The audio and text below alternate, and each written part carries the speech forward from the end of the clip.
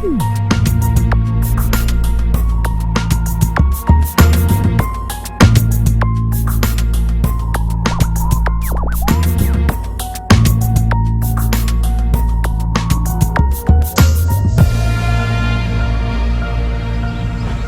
programme de construction du mur est un secret d'État du gouvernement est-allemand.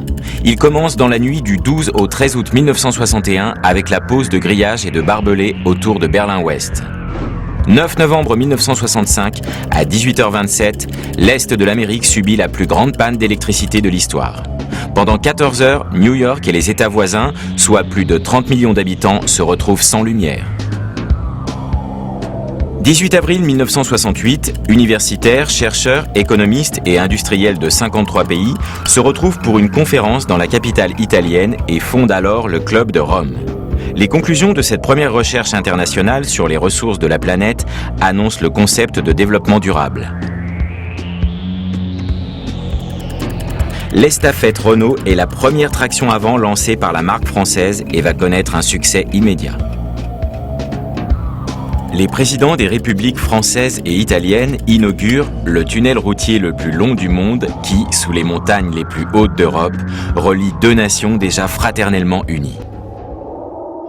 Durant le XIXe siècle, Lyon se trouve inséré dans un ensemble urbain de plus en plus important du fait du développement des communes périphériques.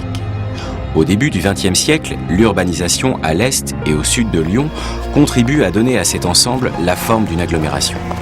Lyon tente d'absorber les communes qui la jouxtent, comme elle l'a déjà fait en 1852 avec la Croix-Rousse et Vèze.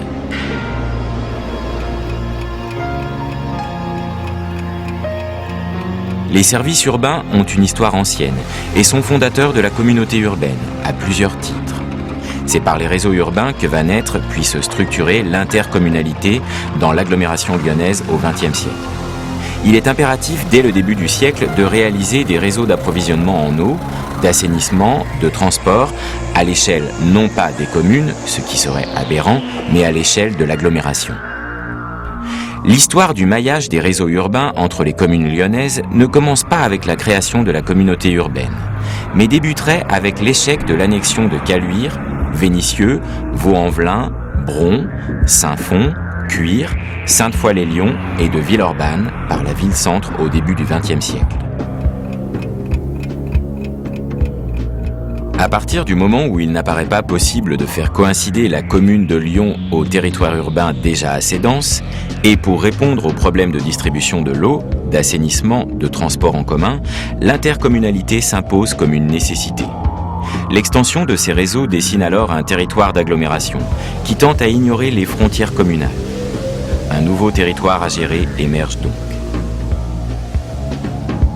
Tous ces réseaux vont jouer un rôle moteur dans l'émergence de l'agglomération comme un territoire d'échelle supracommunale, jusqu'à sa concrétisation sous la forme institutionnelle de communauté urbaine en 1969.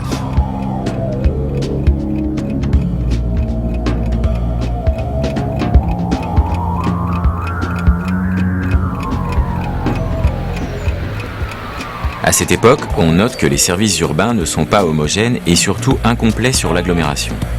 Alors, la collaboration entre les communes franchit un pas pour produire de nouvelles infrastructures. Extension du réseau d'eau à partir de Croix-Luizet, construction de 2 grandes stations d'épuration à Pierre-Bénite, puis Saint-Fond, extension des lignes de transport en commun. C'est l'époque où les élus et les techniciens apprennent à se connaître, même si à cette époque, c'est l'ingénieur qui pense pour la communauté la gestion urbaine. Le 4 janvier 1966, à 6h40, la catastrophe de Feyzin, considérée comme la première catastrophe industrielle de la seconde moitié du XXe siècle en France, fait 18 morts, dont 11 pompiers. 7 de ces pompiers relèvent du service incendie lyonnais et 4 de Vienne. On est obligé de faire venir les pompiers de Vienne parce que Feyzin est dans l'Isère. La catastrophe démontre la nécessité pour l'agglomération de prendre son destin en main. On va alors modifier les frontières départementales et, dans la foulée, créer l'institution intercommunale. La loi de 1966 crée les communautés urbaines, notamment pour développer et donner unité et cohérence aux services urbains à l'échelle de l'agglomération.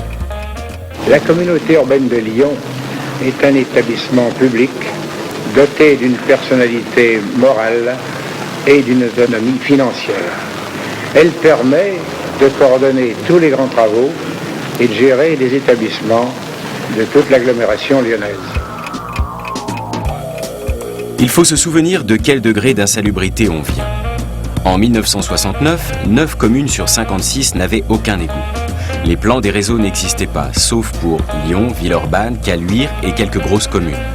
Alors la communauté urbaine se met au travail, avec des compétences centrées sur les services communs des métiers très ouvriers.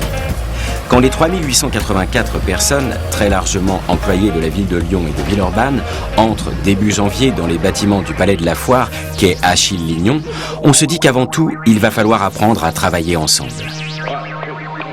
On note aussi cette évolution au regard des employés communautaires. Quand la Courlis reprend les compétences de la propreté, l'antique cantonnier devient alors un ouvrier d'entretien de la voie publique. Les services dits techniques vont être pensés services urbains à partir des années 80. Ils vont donner lieu à une excellence dans les métiers de la ville, ce que l'on appellera plus tard le génie urbain.